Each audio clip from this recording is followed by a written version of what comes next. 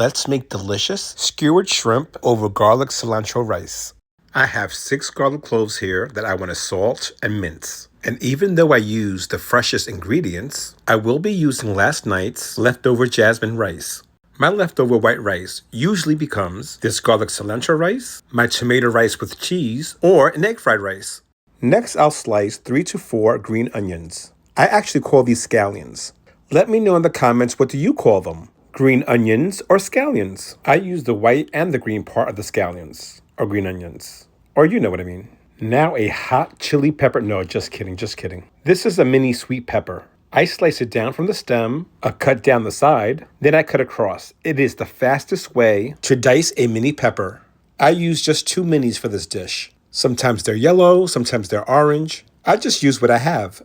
Now comes one of the main characters of the garlic cilantro rice, herbaceous cilantro. I just grab what I need with the help of a pair of scissors. But don't tell my elders. They would say I'm bruising the cilantro with the metals of my scissors and my knife. They're more of a pluck and tear what you need kind of folks. I chop the cilantro as fine as possible. There, that should do it. This was about 2 to 3 palmfuls, by the way. There. Now we're ready to, oh wait a minute. I'm going to use my leftover pickled red onions. This is very optional. You can substitute with shallots or any onion really. Let me give that a chop. I'm going to now add some oil to a hot pan. I give that a swirl.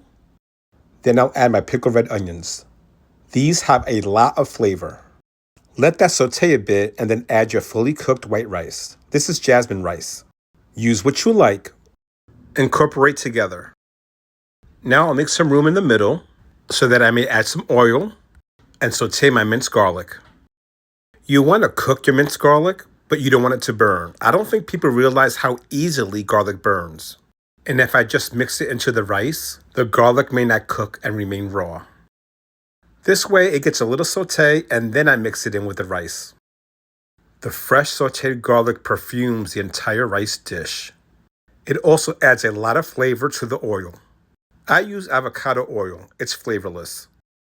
After about 45 seconds of going in, I start to mix and incorporate the garlic inside the rice.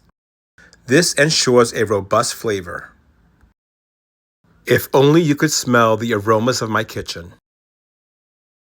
Then I add my diced sweet peppers and my scallions, or green onions, or you know. Mix those in well.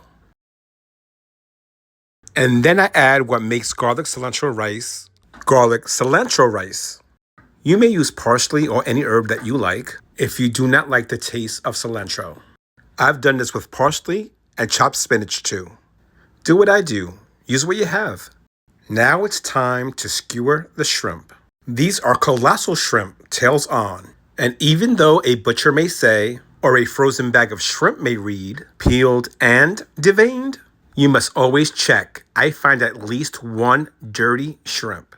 Now I'm using stainless steel skewers, but I've done these with wooden skewers too. Just be sure to soak your wooden skewers first.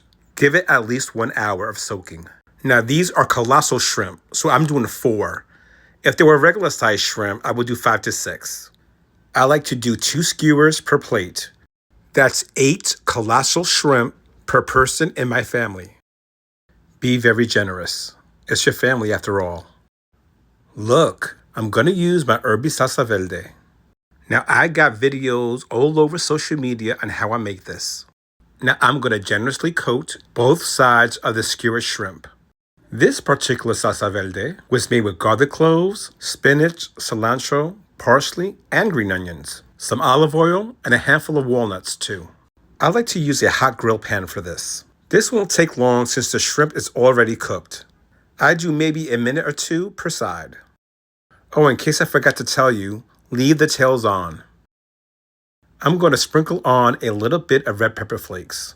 And even though it's not shown here, I gave each skewer a splash of lime. To wet the palate tonight, we're going to have Henry's sparkling pear. That's Prosecco, pear juice, and a handful of raspberries. I fill a carafe with ice first, pear juice or pear nectar, a handful of raspberries. I buy them fresh and then I freeze them. And then a bottle of your favorite Prosecco. And there it is, Henry's sparkling pear. Let's plate. I'm going to use a spoonful of my homemade hummus, use those leftovers, and some leftover pico de gallo.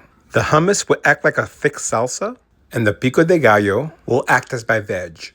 A couple of spoonfuls of that fragrant garlic cilantro rice, and 2 of those beautiful shrimp skewers. I'm also going to add some cherry tomatoes on the vine. Look how pretty. Eat your colors. With some leftovers and a bag of shrimp, there's no telling what you can do. Ooh, that looks so good.